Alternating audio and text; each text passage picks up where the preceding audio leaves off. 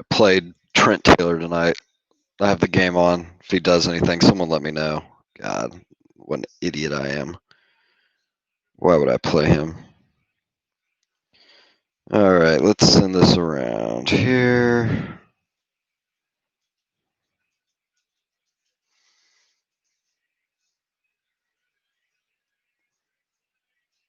Richie James, not Trent Taylor. I just heard his name. Of course. Of course. I played Adams, so I'm not too much of a donkey. Still just a little bit. Just sending this out a little bit.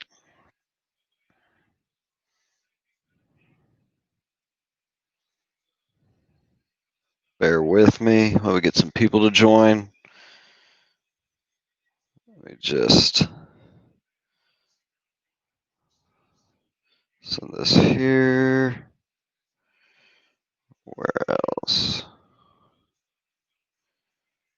Throw it to Trent Taylor, please. Need to send it one more place. Where was that? If I don't remember, oh, there it is.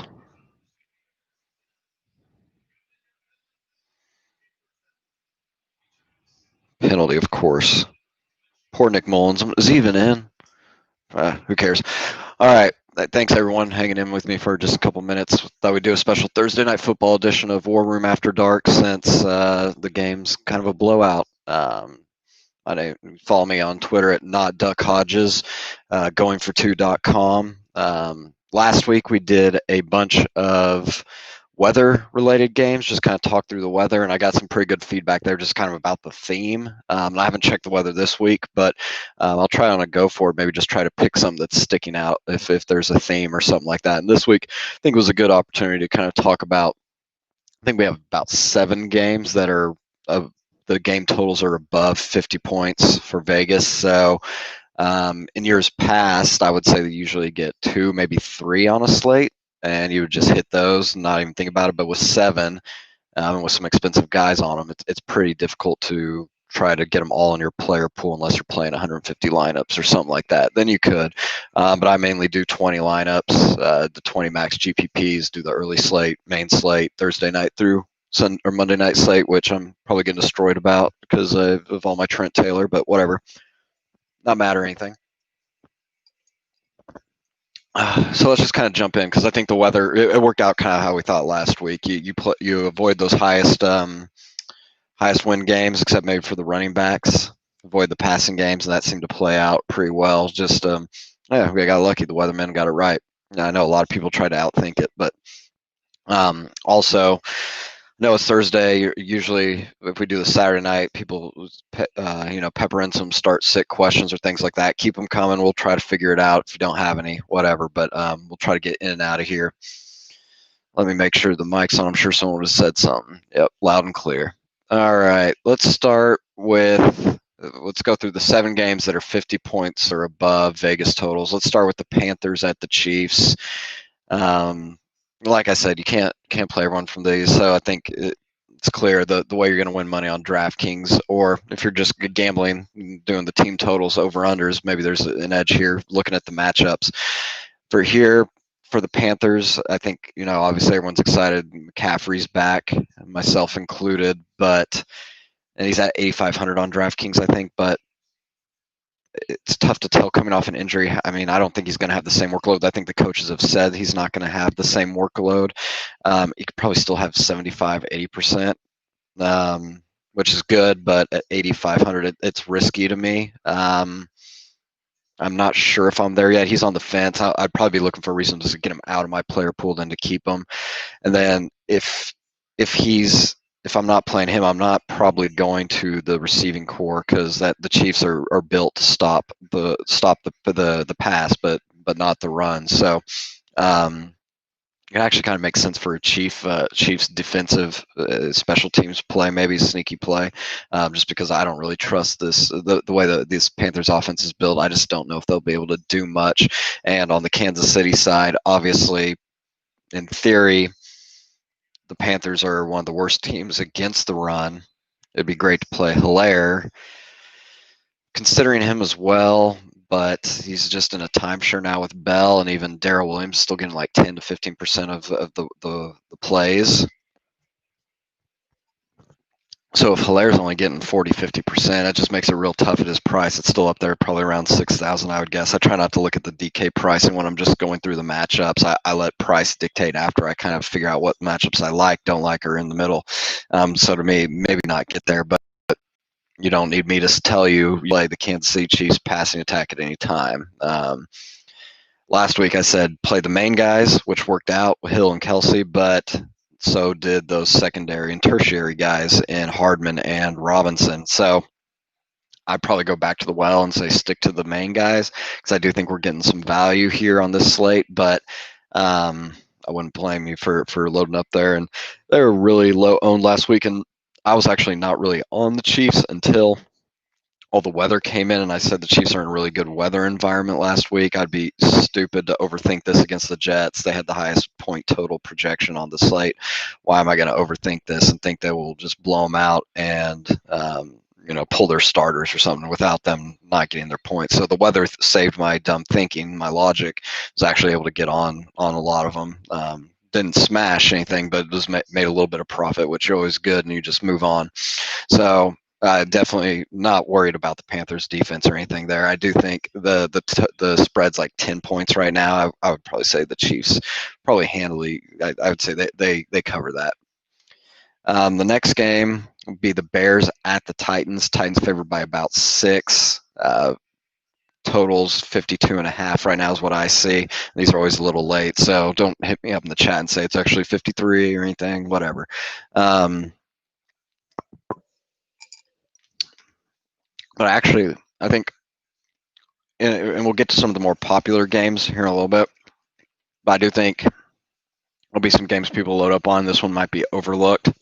And I'm actually pretty interested in, and weirdly enough, right now I'm thinking more on the Bears side, which is sick, but I'm thinking that's probably a lower owned GPP type play, and specifically, well, not specifically, because for the Bears, I kind of think they're all in good positions. The Titans have this, we've probably talked about, but the Titans have this reputation of being a stout defense, and they're average at best. They're really weak in the secondary right now. I know they have some injuries, but I don't think that's going to be their saving grace. So God help me. Right now, I'm thinking I will have some Bears and some potential stacks, but Foles is in my initial cut. It's Thursday, so I have a lot more people in my cuts right now than I do Saturday night. But I am pondering Coles, Allen Robinson, and then David Montgomery is just getting all the workload now that Cohen's out, and that's mainly he raises his floor because he's getting those pass catching reps. Can you take a shot at Mooney? Yeah, you absolutely can, because the Titans they just aren't able to stop anybody. Thank you. But yeah, I would consider Mooney. It just depends what you're doing. Like if you're doing a millionaire maker GPP or someone with a lot of contestants in it, yeah, absolutely would consider someone like Mooney. If you're doing 20, it's on the edge, and that's mostly just because of I just don't trust Foles. But if you are going to do something stupid like I am, which you probably have some tournament lineups with a Foles starting as your QB, you could do worse. Yeah, so Mooney's definitely in play for DFS. But yeah, Monty's raises his floor because he's got that pass catching prowess. Now that Cohen's out, so I'm really toying there. I think a lot of people will go back to Derrick Henry with CMC I just talked about, and we'll get to someone later that in the same price range I'm really high on. I don't know if there's enough value at wide receiver to play 2 or, God, even 3. I know a couple of years ago that's all we did in cash is just play 3 of the most expensive running backs. But I might be looking for reasons to get him out of there. Chicago's decent against the run. I think they've been improving a little bit, and they shut down I didn't shut down, but they held Kamara in check on the ground last week. I know he went off through the air, and you're not going to get that from Derrick Henry. So that's how I'm talking myself out of it. But as I said last week, you can always play Derrick Henry because he can beat any matchup. And when he beats a matchup, he goes for 200 yards and 3 touchdowns. So you're just kind of looking for those type plays. But when he doesn't get Even last week, he got 100 yards, a touchdown, but he paid value. He didn't help. He didn't hurt. And if you played Cook, it helped you. But that would be. I think some people might try to go to the Tennessee side. I might try to flip and go get more Chicago because this does have a pretty hefty team total. And let's see. I'm just kind of looking at the matchups here. I would say if I'm going heavy Chicago, you obviously want to bring it back someone Tennessee. If it's not going to be Henry for me, it would probably be Jonnu. I know A.J. Brown, I think, set out practice today, but I think that's normal for him, probably just maintenance day. There's nothing to worry about there, but I'm trying to think here. I would think that I would probably try to shift a little bit through Jonnu, and I know he hasn't been going well, but a lot of people will try to get on Corey Davis, who's expensive now. No, I'm not doing it. Yeah, I'll just keep losing money if he keeps performing. Whatever, I'll stay off him. It's so. Here's the thing, William. Chicago's about average. I should have pulled this up, but I think in the last one of the things I like to do is not just look at, and I hear the announcers yelling, "Oh, it's Adams just going crazy." Whatever. We knew that. What was I saying? Oh, so Chicago. I like to look at like kind of now we have 8 weeks worth of data. I kind of like to look at the last 4 weeks and see if there's been changes in the trends. And Chicago's trending up against their run D. So they're average right now if you look at the whole season, but they're actually above average in the last 4 weeks. And so in my mind, I like to try to think that they've changed their scheme. Maybe they're getting some players back. There's always something there. I think good coaches can coach them up. And I kind of have some respect for the Chicago coaching staff. So that's kind of what I'm thinking. So that's some there. Next game, right at 50 points, is Broncos at Falcons. God, I'm saying this out loud again after just kind of touting Foles a little bit. I kind of like. Let's go the obvious ones first. Let's go to Atlanta side. Denver is built to stop the run, which is great because I didn't want to play Gurley to begin with, and now I have every excuse in the world. But the Broncos D, once again, like the Titans, have this. Everyone has this idea that they're pretty stout. Not the case this year. They're getting a little healthier, but they're not a top 10 D like we used to think. So I think this is a great place for Matty Ice, and obviously it sounds like Ridley's basically out. We'll find out more tomorrow. I'm considering him out. Julio will be one of the most popular plays on the slate. Don't blame anybody for playing him. I'm on him. If you want to kind of shift a little bit, maybe Hayden Hurst. He's coming on recently. I was thinking Russell Gage, but I think I read somewhere that he might be injured. If that's the case, then obviously no. And I don't know if I would go to Olamedius Zacchaeus or whatever his name is, or I think they have someone named Christian Blake or something like that. I probably wouldn't go there. I'd probably just keep it to Hurst and mainly Julio because Julio should feast. Let me see what people are saying in the trust. Yeah. How is Falcons O-line? They're actually pretty good. They've kind of invested in the last couple of years through free agency and the draft, especially I think guards. They drafted 2 guards in like the first 2 rounds. They're pretty decent. I think they're more pass protection than run blocking, but now I'm just kind of bullshitting there. So I do know they're rated pretty well. So if you want to play Gurley, you can, but I think their pass protection. Matty Ice should have some spots. But the real kind of where rubber meets the road this week is the perceived bad Broncos offense versus the obviously bad Falcons defense. And last week, the Broncos team kind of came alive in the second half. And so the question is, are you riding with them? Do you think Drew Lock can do it? Or do you think the Falcons, who are favored by 4, kind of keep them in check? And I think this Falcons D is just so bad. I'm not going to try to overthink it too much where I say, oh, they'll take care of the Broncos.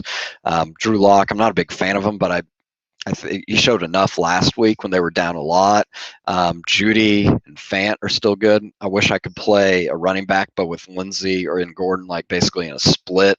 Well, what am I going to do? I'm not going to try to guess that. If I had to, I'd guess Lindsey. He's more efficient, but if he's not breaking off his 40-yard runs, then he's not getting there. But to me, yeah, God help me, I'd probably be playing some Drew Lock, some Judy, and some Fant. If think it's Tim Patrick. If Tim Patrick is back, I think he's probably going to be dirt cheap, and I can maybe make some money off of the money I flushed away playing the guy tonight for the 49ers, Taylor. Jeez, hopefully he's done something. Just give me like 6 points, dude, please. Because I did smart things. I played Adams, and I played the Packers D. So there's some good things there. But I digress. Yeah, so Judy and Fant, it's tough. I just kind of back-to-back suggested from these games, this is how you win GPPs, though. Some Broncos offense, some Bears offense. Gosh, if I do 20 max and have shares of both of those offenses, I mean, I'm running real thin. But at the end of the day, I mean, we're here to make money, not just break even. So I kind of like it. The next game has some injury news we should probably, or we will monitor, but we can talk about it now, and that's the Lions at the Vikings. And we have to monitor. Stafford's on the COVID list for not having coronavirus, but I think he was in close contact with someone. But I read that if he tests negative like 2 or 3 consecutive times before kickoff, obviously he can play since he hasn't tested positive. So there's still a chance he could play. We'll see. We will go with he is playing, because if not, I mean, Chase Daniels, their backup, South Lake, Texas, and I'm not going to play anybody really. Maybe Swift. They just hand the ball off, but Peterson would get a lot there, so I'd probably just avoid it. But assuming Stafford can play, then we have 2 really horrible defenses going against decent offenses with some good pieces. The obvious play is going to be Dalvin Cook, and I hate chasing big games. I try to do it. I avoid it like the plague, but Dalvin, after his 50-point eruption last week, which I was luckily on, now it plays like one of the worst run defenses. I'm going to do it. I mean, I've already talked kind of myself out of CMC, and Derrick Henry are priced right there. I would probably kick myself more if I didn't play Cook. Obviously I wouldn't cash, but in GPPs I'll probably just eat that chalk and move on. Now I will probably have some lineups I'm considering. Probably not Cousins, just because if Stafford's out, definitely not some bringbacks from the passing game, because I don't think Chase Daniel can keep it up. But if this game kind of turns into a shootout, maybe Thielen Jefferson. The thing, once again, a lot of people are excited about this because the Lions have a bad defense. If you kind of look at their trending stats past D, they are improving slightly. That's because they have a young secondary. Maybe they're starting to gel. I mean, their 4th pick, Oduka, was like number 4 drafted, so he theoretically is really talented. Maybe he's starting to learn the game. It's slowing down for him. So there's some risk there. So I'm trying to talk myself out of that passing game, since I've already talked myself into freaking Broncos and Bears. Don't need to chase some Vikings there. But wouldn't blame you. Thielen Jefferson, they make a lot of sense, obviously. Probably prefer Thielen just because we know he's legit good. We have multiple years of data on him. Over Jefferson, just 7 games. I think he was injured, so maybe it's like 6. Let's see. Besides that, let's see. Let's say if Stafford's in, I still like Swift, even though he's a little thin with GPPs. And I see the chat blowing up. I'll get some of the questions here in a second. Make you all hang on, listen to me for a little bit longer before I answer these. And a lot of people be on Marvin Jones, but you probably know this or heard this, but Marvin Jones either catches 3 touchdowns or he gets 3 targets and catches 1 for 13 yards. And so a lot of people are going to be on him with Galladay out. I'm probably be looking more towards like an Amendola, or my preference is Hawkinson, depending on whether tight end value and tight end plays come in, because he's not necessarily a value. But I think chalk and like cash would, people would be on Marvin Jones. And I think we did that week 1. I'm pretty sure I did. And I'll probably think I'll learn my lesson. He'll probably do another 3 touchdowns. But he's just, at his age and what he does, his role doesn't really change with the Lions. He's a good, solid player, but he's not going to rise to like alpha role just because Galladay's gone. So keep that in mind. I guess Amendola would probably get a lot of targets. I don't know if that Quintez Cephas guy is really ready. How many games we gone through here? 4. No, we're rocking and rolling. Was it 10 o'clock? Yeah, we're doing good. 1, 2, 3 games. The next one is, let's talk about the Jaguars at Texans. Damn it. I'm sorry. I'm glad we do this now, especially not on a Saturday night, because I can think through this a little bit more, because we'll get to it, but I have some other stupid plays I'm really thinking about here. And let's get to the clear plays. Texans are favored by like basically a touchdown. 6.5 is what I'm seeing. Jaguars are bad on defense. The easy play, or not the easy play, because no one likes to play him, but some dude, David Johnson. I would always look for an excuse to get him out of my lineup, my core. But here, I mean, he gets 20 touches a game. They're a favorite against a horrible defense. I'm not going to blame anyone if I see him playing them. And on the Jaguars side, with the rookie QB coming in, James Robinson makes a lot of sense. I wouldn't play Johnson and Robinson together, because that's usually a negative correlation with playing the opposing team running back. But they should ride James Robinson, especially coming off a bye. He's got some fresh legs. But honestly, I'm really thinking about playing some Jake Luton. I don't even know his name. I'm going to go with Juice Luton. We're playing Juice Luton. He's $4,900 on DraftKings. Like, he's bottom barrel. He lets you fit in. If you wanted to play CMC Cook and CMC Cook and Henry, you play Jake Luton. And maybe pair him up with Chenault from this game, or Keelan Cole, who are both cheap. You might be able to fit it. So that's not the craziest thing.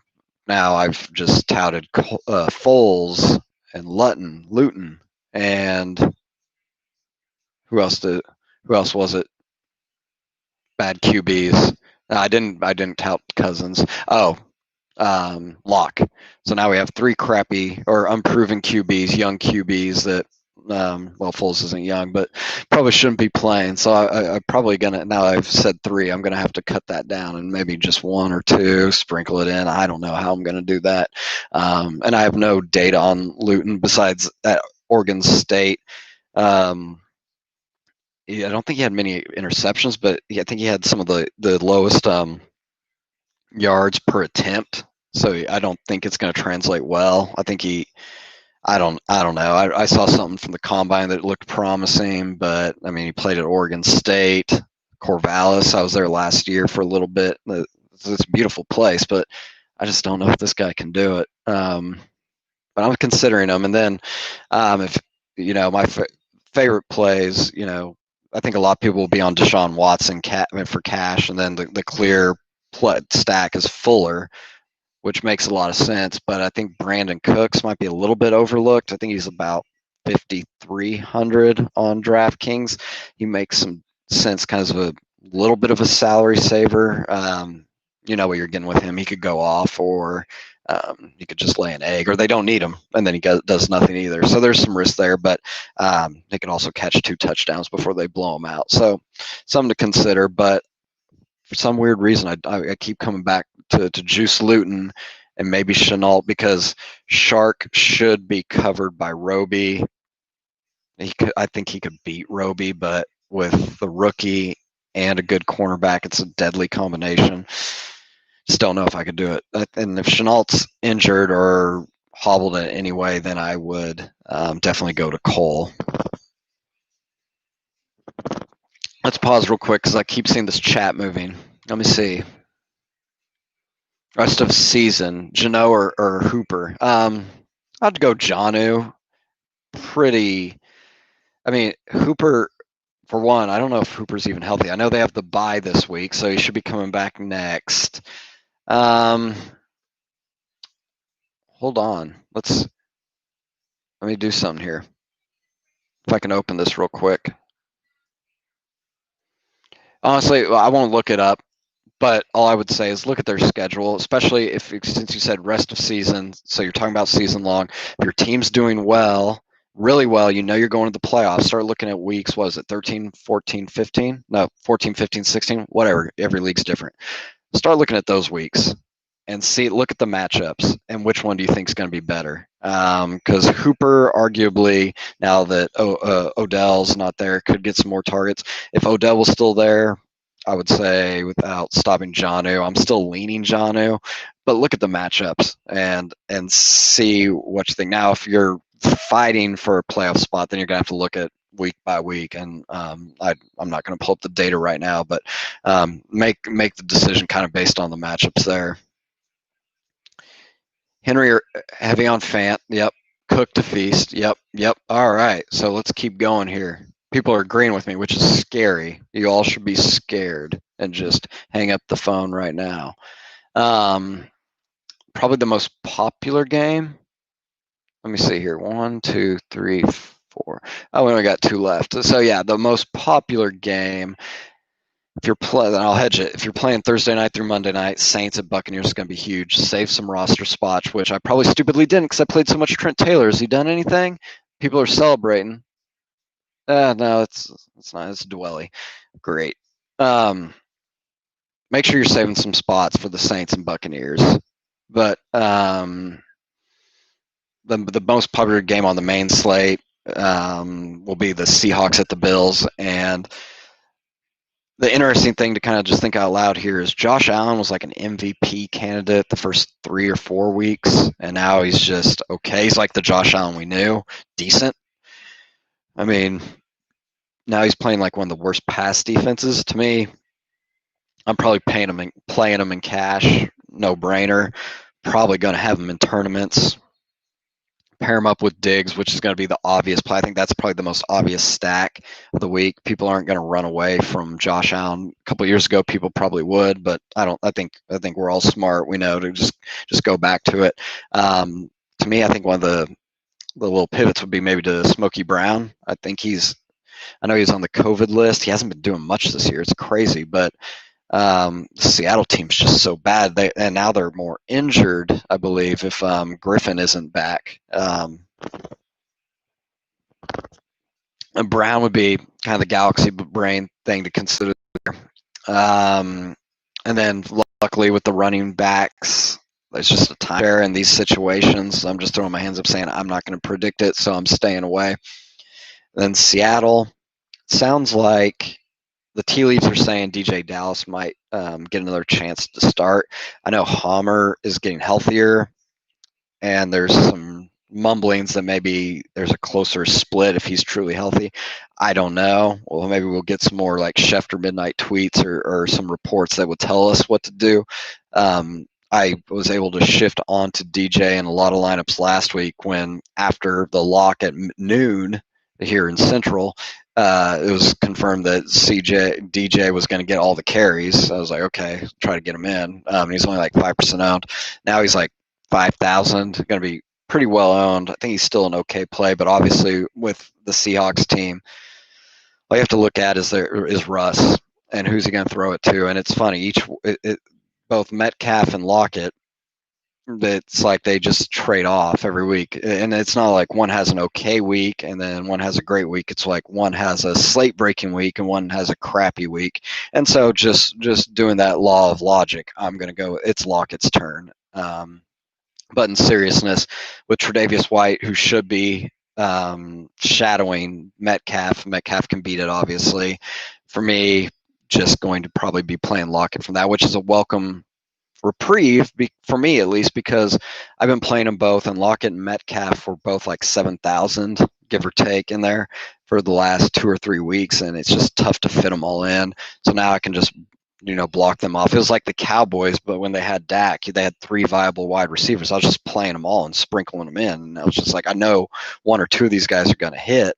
I can't figure out which ones, so I'll just play them all. But at least this time, with at least some logic, say Lockett's the play. Now, Metcalf's probably going to be just okay, fine, but just something to consider there. Or maybe David Moore. I don't know. I don't know if I'll get there with him, but David Moore, if White truly shuts down Metcalf, David Moore's been doing okay recently, and I think he's pretty cheap on I know he's pretty cheap on DraftKings. Just 1 or 2 catches, and he does well. Much better than Trent Taylor's doing right now. 1 or 2 catches, Trent. Just 1 or 2. Maybe he's done something. I shouldn't talk shit. And last but not least, let's see, nothing in chat. All right, last but not least, we have the Raiders at the Chargers, team total of 54. It's right up there with the Seahawks and Bills.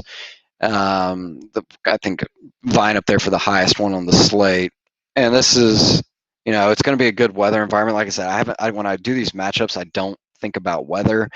I haven't looked yet because some of the plays I'm thinking about, I might just lean away if there's like lots of winds and things like that. But with it being in LA, I think that's considered a dome. I think it's open air and dome, but we'll call it a dome. And it's LA anyway. It's going to be pretty. This is going to be an optimal environment. And to me, Herbert just keeps producing. They finally priced up Keenan Allen, and I'm still fine with him. I think he has a really good matchup this week. For GPPs, I think you probably go Mike Williams. The only position I'm kind of nervous about, I'm nervous about the running backs because they're in a timeshare. I think Jackson's taking it over again. I thought that a couple weeks ago, but I'm just going to be hands off there. But the only other position, they're good at shutting down the tight end, so I'll just be off Hunter Henry for the first time in a couple weeks. But Mike Williams to me is a pretty good play, and so I will. That could be like a Brandon Cooks GPP type thing. Everyone play Fuller, everyone will play Allen.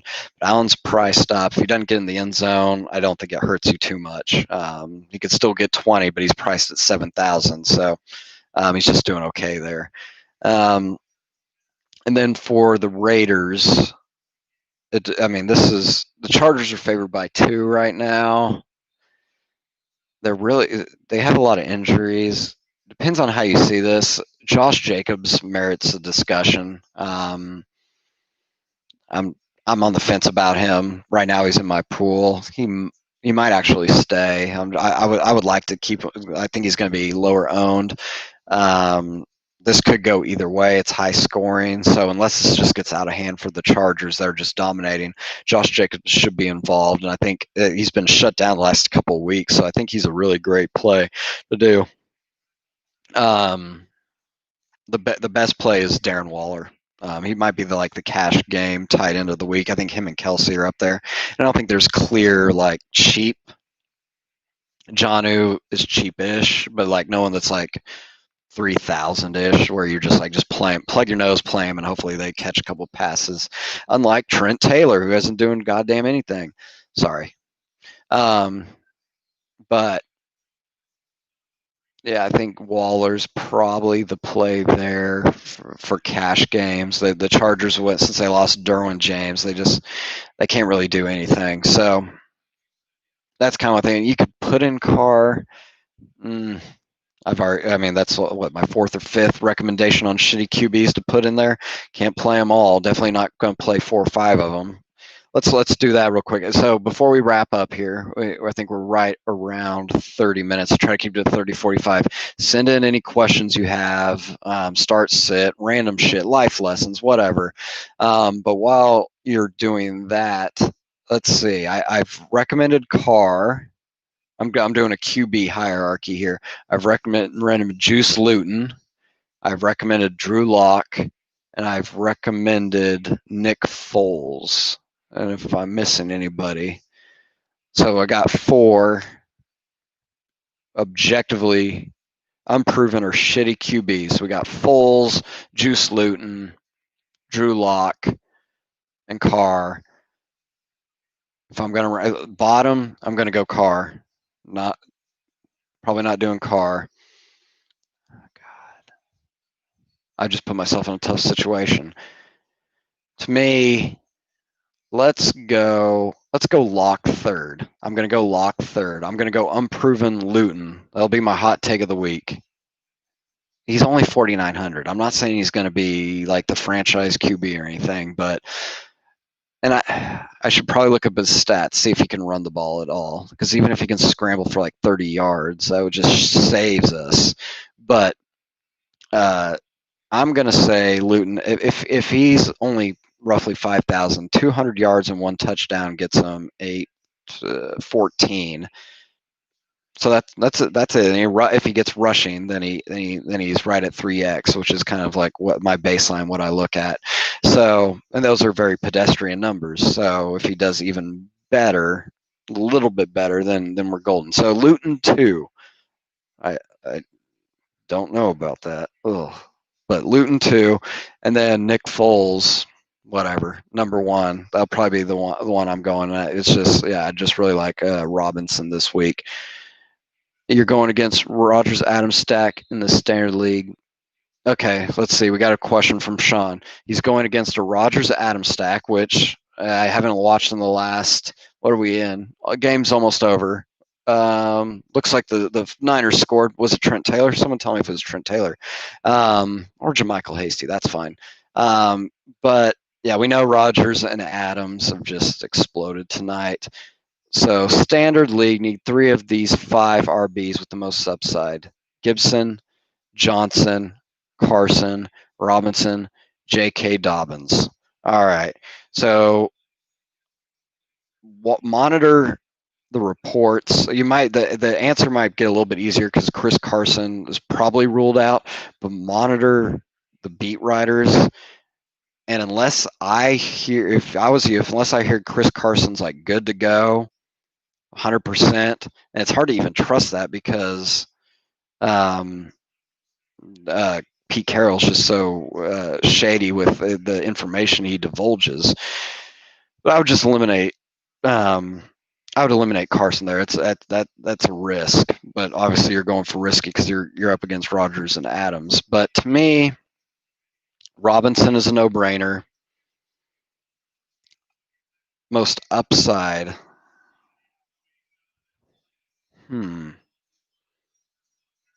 I do like Gibson a lot. They are playing the Giants, yeah. And they're favored. And Bradbury, in theory, should be able to at least smother McLaurin, which is their only other, weapon. And I think the last time they played, I'm sure it was Haskins that was starting.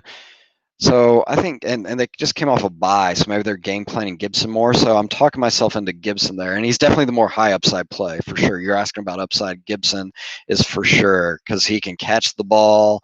If we think they're going to score, he could run the ball, get in the end zone. I mean, I think he's a pretty high ceiling play. So then we're left Johnson and Dobbins. God, this is tough.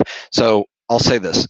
Johnson is in the better matchup, higher floor, I would guess lower ceiling. He's going to get his 20 carries, but he never does anything with them, or he does just okay. He's not like, I don't think you're going to see David Johnson break off, 20 carries for 150 yards and 2 touchdowns. You're going to get like 15 for 60 and a touchdown. Which, Dobbins is playing one of the best run defenses in the Steelers.